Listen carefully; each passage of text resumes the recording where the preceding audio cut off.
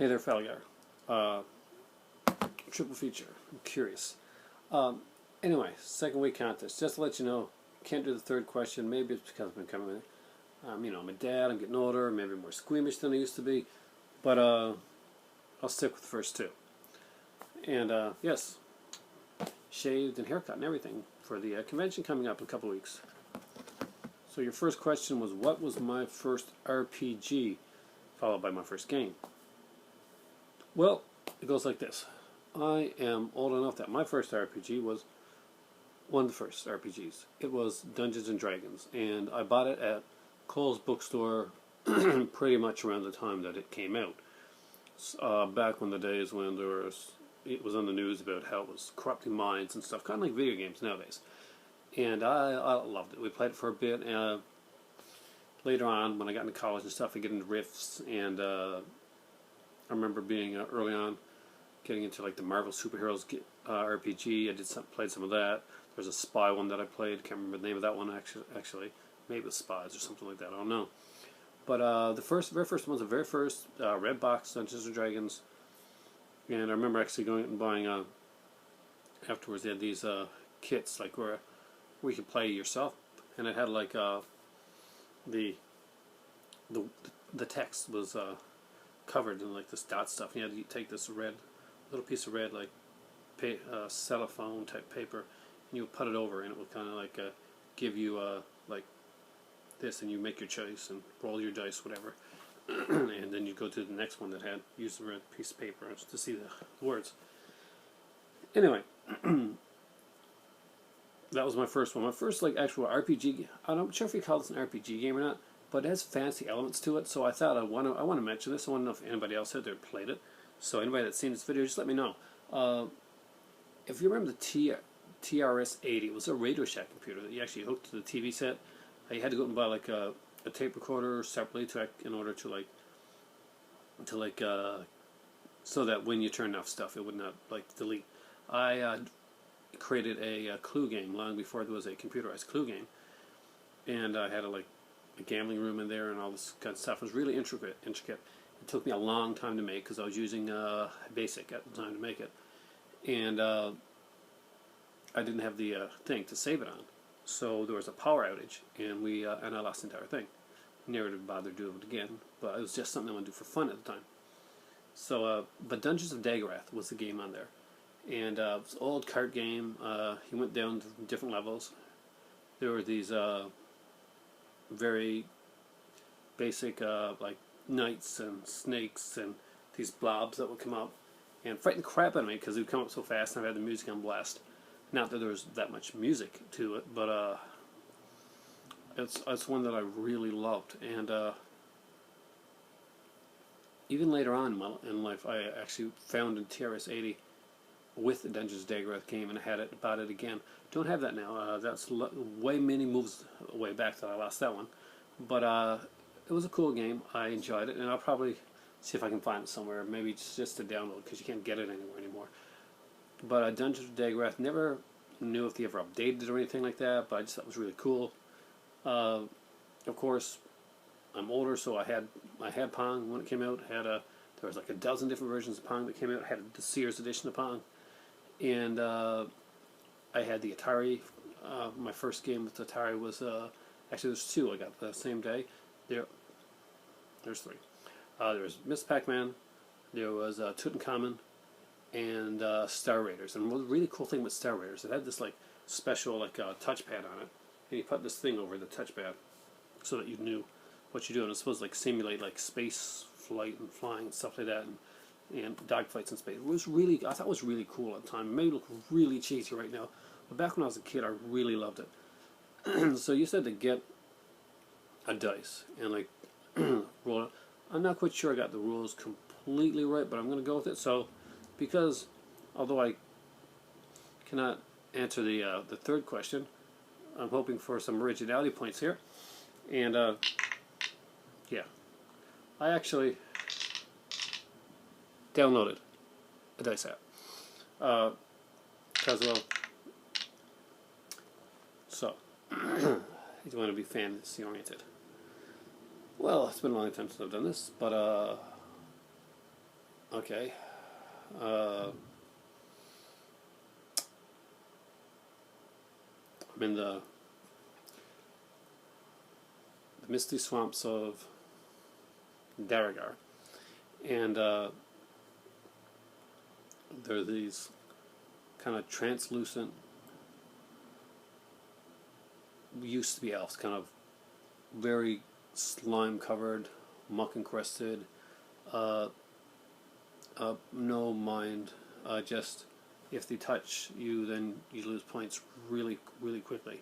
So you lose health, and I'm there, and the wizard with me has casted a stun spell, so they can't move. So I've got 3 turns in order to get my hits in before they wake up. So my first roll is 5, and which is 5 points of damage. And my second roll is, well, I'm not sure if you can see this, I'm doing it, but it's 3. So I'm still alive at this point. So I've done 5. I need to do 10 points of damage on these guys. I've got 2 more rolls to do this on. So I did a point roll, and then I did a roll to see if I survived. Second swipe does 5 points of damage, but if I get over 3, it's going to wake them up, and then they get to attack back. I got 5, so they're awake. 1 hit from them will kill me. My health's down. I draw my broadsword and drop it into the swamp to slow them down, so that I can get time to move back. I move back.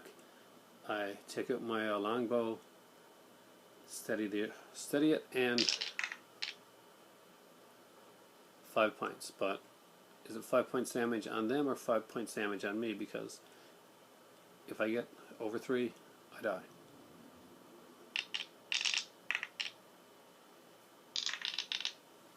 And what do we got? 5. So unfortunately, the gelatinous creature sinks me into the swamp and goes towards my wizard, and the rest of my party will hopefully do a much better job than I did, and I got killed.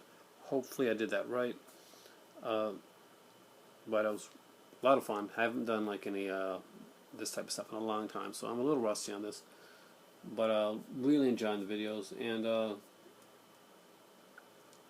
you recently did a video where you kind of opened up and you're out and you're honest, and I want to applaud you for that.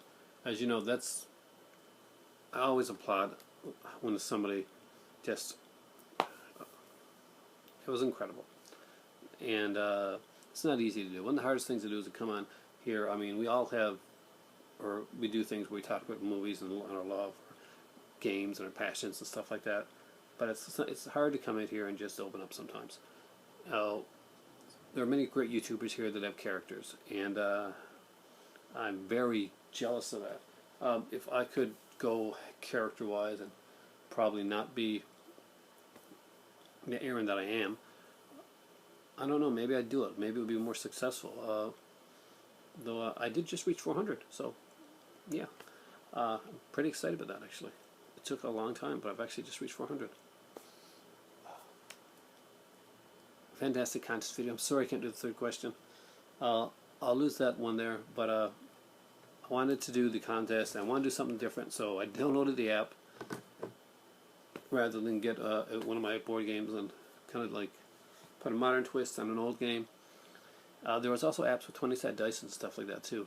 I was tempted on that just to kind of like a throwback, because the 20-sided dice was the gamer dice when I was growing up. I'm not sure, is it still the gamer dice with people that play now?